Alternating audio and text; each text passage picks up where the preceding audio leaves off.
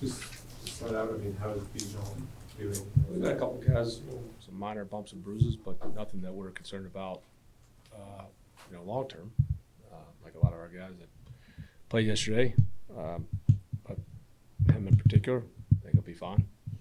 In terms of, I mean, he indicated that he started at 6 Saturday night, been getting headaches. I guess, at what point was the rationale you've been trying to speed him up and then kind of playing him as intermittently as you did? Well, long in my experience, we always check in and tell those guys that are part of the possible actives to always be ready. A lot of things have happened over the years in my experience in the NFL. I always check in. We get to the stadium, guys, make sure nothing else has popped up. There's things that have popped up before, and so I always do a final check. And then obviously you talk to the player. And situation felt good that he'd be available. How much? We did see how the game went. And the way the game went, CP and Tyler did a nice job. But at the end of it, I asked if he could go because I think he does a good job, especially in the 2-minute stuff. And he went out there, and how it affected the game, maybe it affected some calls. We'll never know, but got the look we wanted with Kyle's play, and he got us a couple yards and finished the game and helped get the field goal closure. But things come up all the time, Mike. You've covered this game a long time. But so I always communicate with the players, and like I said, some strange things have happened on game day before, but we would never put them out there if we thought it was something that would be detrimental long term. Speaking of the running game, was there an emphasis on that this week? It was just noticeable at the end of that game, the way that those Tyler and CP were really finishing those runs. It just seemed. I think the way they went. I mean, our intent every week's a little bit different. Obviously, we want to be balanced, but the flow of the game, kind of what they've been doing, some things we wanted to try to attack. But they certainly, CP and Tyler ran really, really hard. Those are two guys that are tough to tackle. It was hot down there. In that kind of environment, and both those guys, they played really well. And CP, you always talk about, I don't know, just like the added wrinkle of what he is, and I mean, how much did it really change kind of what y'all were wanting to do, having him back essentially to 100% and really looking like kind of what he was doing in 22? Yeah, well, I mean, that's what you can adapt. I mean, if part of the plan, if we needed Bijan to play more, CP may have played a little bit different role, but we had things then, and that's, you always have to have contingency plans. But when you have flexibility like that, it allows you to take care of somebody if you need to. And he always rallies. I mean, he's a unique football player. That's why I enjoy coaching him. We got a lot of versatile guys, but you saw how the game went on, and again, he made some good plays for us. That's just the way the game evolved. But I know as the game went on, Tyler and him both were harder and harder to tackle. With that in mind, I guess we're going back to the decision to give Bijan one carry there at the end. With the way, since he hadn't touched the ball all game and Tyler and CP are running as they were, I guess what was the decision to give him that call and that? He was in the 2 minutes or situation, gave us 3 yards in a situational football. So he changes how people want to call it, and so that's why. It's pretty simple. Yeah, Coach, got my list of things we learned from the game. What did we learn from the opening drive there? Oh, they went 4 on 4th down. Your opening. Yeah, I know. I figured that's what you're talking about. Okay. Unless you want me to give a breakdown of Tampa's Oh, no, overtime. I'm not going to. Okay. Now, you can interrupt me. It's fine. It's part of your job. No, I mean, same thing. We just continue to work on things. It's a constant, like I said yesterday, it's like the video game. Something's going to pop up. You got to go fix something else. It's the way it goes. So, things that I thought Desmond came out, for a quarterback that what you love about him is he's not hesitant. Sometimes you guys that come off a game where, they may have thrown a pick or two, they get hesitant, they try to ease into it, but he came off the gate ripping that football. You could see it right when he worked to Hodge on that first play, hit New down the seam. Like, he was in rhythm early. Guys protected well up front too, so it allowed us to get in there and spread the ball around and got the touchdown. So as the game went on, like I said, we moved the ball really well. We obviously got things to fix, and that's where finding unique ways and different ways to not score. So we'll continue to work on that. But there's a lot of progress being made. I thought he played extremely well from the pocket. I thought he made some big time throws. Then late in the game too, right? I mean, that was a big time throw to Kyle. Did you like Jonu's matchup there early? Because he caught 3 balls, I believe, in that drive. Yeah, just kind of the way it went, with some things the way they played. I mean, like the thing is, that's a good football team and good coaches. They're always going to adapt. So again, when you have what we've been evolving to, that ball can go a lot of different places. So if you just want to take something away here, well, you got to go somewhere else. And if you're not just leaning on one person, you're able to spread the ball around, and we were able to stay into drives and not get out of things and take something away here. Well, made plays somewhere else. So that's just the game that you play, and pre-snap looks they give you, post-snap, and I thought the decision making from the pocket was pretty good. Penalties, did you see anything throughout the We got called for a couple, obviously, defensively.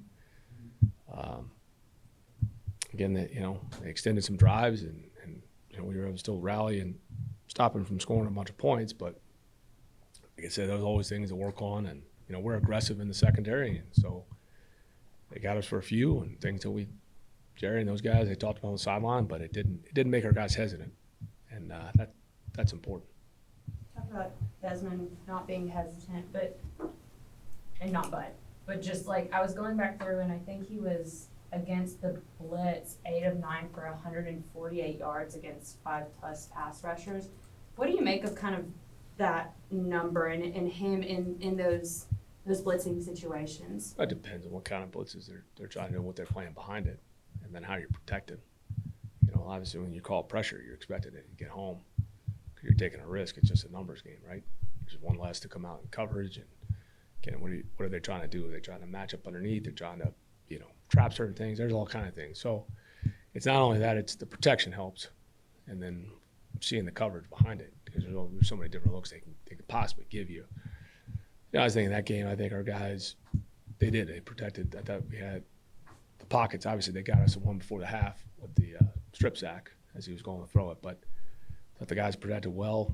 He sees the field well, and like I said, made good decisions. Didn't force throws. Times they collapsed on him a couple times. At Kyle, he was able to progress.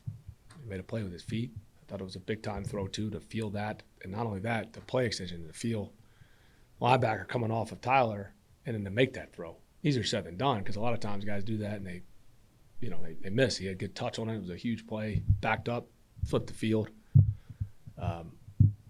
Again, making good decisions when he did decide to run and extend plays. So that helps, too. Is there a way, it seems with the way you've been talking about Desmond the last couple of weeks and seeing the progress, is there a way to kind of coach out maybe some of the bad decisions in crucial situations, whether? Yeah, I mean, obviously.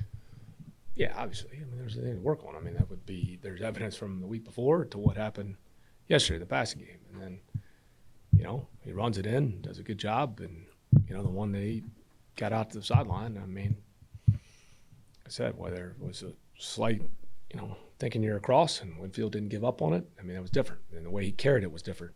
So there's always things to work on, always. Yeah, I mean, if it was the same thing happening over and over again, and the same reasons why, well, you got a major issue. Don't excuse the fact that they happen, and you continue to work. So, like I said, when you're the quarterback, it's like being a corner. When you make mistakes, they're going to be magnified because, like, you're a corner. You're in man coverage, you get beat. Everybody's going to see the touchdown. You're a quarterback, that's part of the job description. So there's always things to work on.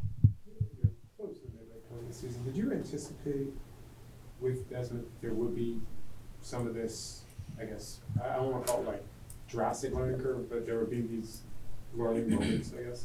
There's for all of us, Mike. If you really break it down with some of our young guys, there's small details that we continue to work.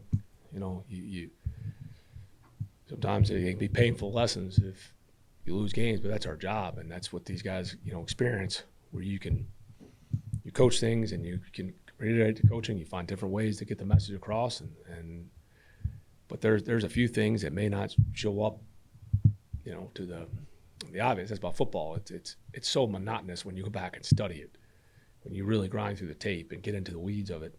The little small things that have the unintended consequences. Just the way you may block a play, and you may initially get it started, and the guy gets out of it, and that's the first guy to hit the runner, and well, you're short. Now you're 4th and 1. Or, you lose pocket contain because the way you try to rush, it goes against the rush plan, and the quarterback gets out for 30 yards. Those are lessons we've got to continue to learn. That's part of the coaching, and we got the right guys, but those little things happen all over the place that you may not be magnified. It's different than a corner or quarterback fumbling. So that's for all of us. I mean, they're not, again, we're not excusing those, but that's the part of it, working together, the trust between player and coach, the experience, and why it's real. You better improve. You're not the same team in September. So you make a lot of progress from week 1 to week 7, but we got to continue to find ways to stack wins and be playing our best football toward the end of the year. To that end, I believe it was either Drake or Bajan after the loss in Detroit that said, we're still trying to figure out how to work best together. When it comes to like where y'all were in week 3 and now kind of what the last 3 weeks of offensive production has looked like, do you feel like there is kind of a shift in that comfortability with this group? Yeah, well, it's every season, but it's in terms of what you want to do. As you continue, there's things that you plan and that I do feel good about. You can't just play us a certain way right now. And so there are investments that you make in the spring and the future, not only with the roster, but just schematically. And you put a lot of work into thinking that this is where we can take this thing. And then the easy thing is to think you're going to copy and print from what you did a year before. So people do that. We continue to want to evolve and play to our strengths and become the best offense we can be. And so you're seeing progress. I mean, the next obstacle is obviously we got to eliminate these red zone mistakes and get more points. But, it's part of the plan, and you got to implement it, and you got to be able to adapt. But you're seeing a lot of progress because it makes it harder to defend. And just the little changes, the ball can go anywhere. It's starting to pay off. So sometimes it happens quicker and sometimes it happens later in the year. You just want to make sure you're winning while you're maybe going through some of that evolution. We talked about Jesse Bates a lot at the beginning of the season when he had his interceptions, but now we have Richie who had one of his own. How consistent has Richie been for this team? Both those guys. We ask a lot of them. I thought Helms, there's some things that they can show post-snap that can help, that can affect the quarterback's decision-making, that helps us as a defense. And those are, week-to-week game plans of what we're trying to defend or take away. I think all those guys back there, if you really look at all 3 of them, just like any position, you can break a couple plays down. We need to do better, but they've been pretty consistent. It's good it paid off. That was a huge play and a big moment. As you mentioned the weather conditions earlier, did that contribute to the defensive line rotations that you were using? Because I think Brady. Yeah, we want to do that anyways, but it goes. I think it's a twofold. Yes, certain times in those games because we were in a lot of long drives, whether they converted the 3rd down or we were penalized for something that they did. We were on the field longer. We've been in a while on defense. And they were able to get some yards, but we were able to stop them when we needed to. And even the field position, you never want to turn the ball over. We turned it over. Obviously, they had one was a touchback, one they got the ball right on the 1, or whatever it was. Maybe it was a 2. I can't remember. 3. But we were on the 1. So those are long field opportunities. Sometimes we were on the field for a while. You want to keep it fresh, weather helps, but that's what we want to be. And then the last part is it's credit to LaCale and TQ. I thought they played pretty well yesterday. You're going to play again. What was? Do you know what happened on that? It was tough to exactly see. Yeah. Okay. It was tough to see exactly. No, so I'm saying okay, the way you try to set that up, very dramatic fashion, Mike. But I would hope to God you saw it, and so I don't have to go into this whole thing. So everybody was there. Again, I'm not going to comment. But you saw, right? Yes, I saw it. Logistical operations. Trying to match late. There was a couple things. I was running on the field late. Look. You're talking about from being, yeah, I know. I can only see from the bench when I have, which is in the corner. As soon as this thing ends, I'll tell you what happened. I don't know what I'm allowed to say, Mike. Okay. But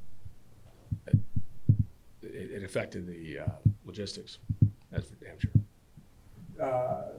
Is this a different week for you at all, considering how much time you spent in Tennessee growing up? You know, at least not. I mean, I think, you know, Coach no, now. I mean, I am from Memphis. Obviously, was fortunate to be there for 10 years, but, you know, it's going to be about the players for us and the Titans on Sunday. But, you know, a lot of good friends and colleagues I was fortunate to work with. You know, someone still on the coaching staff and a lot of people, you know, in the equipment and support staff. Just thankful for my time there. Oh yeah, Coach, just facing the Titans football team coming off of the bye week 2 and 4, what would be some of the football things we? Yeah, so I mean, I know this. You know, they're coming off a bye week. Braves will have them ready to go. So regardless of who plays quarterback, I promise you they'll be ready. We got to be ready to roll. This will be our toughest challenge. You know, going on the road, game we need to win. Obviously, a game that they'll be ready for, and we'll have to continue to play better. But they'll make you earn everything, and I know this. Like I said again, like this will be our best challenge because they play hard as well. It'll be a tough physical game, and we'll make sure we continue to. We got to minimize our mistakes and be ready to go execute. Anything else? Yeah, you all snapped the 8-game road losing streak. Is that something you can try to carry on with you as you get ready to go? Absolutely. Yeah. Continue, like I said, every opportunity we continue to work. You know, when you're taking team on the road, you got to find a way to win. You know, and we were able to do that yesterday. However it played out, which you got to give our guys credit for, is it's a resilient group, and they don't flinch in pressure moments, whether that was on defense or going down to cover a punt. Certainly in offense. You know, it's a couple games now we've won, even with this young group, handling situational football pretty well. We know we haven't been perfect, but 2 out of the last 3 weeks, we've been able to execute in 2 minutes, get down there and have Koo take us home in the last second. Mm-hmm.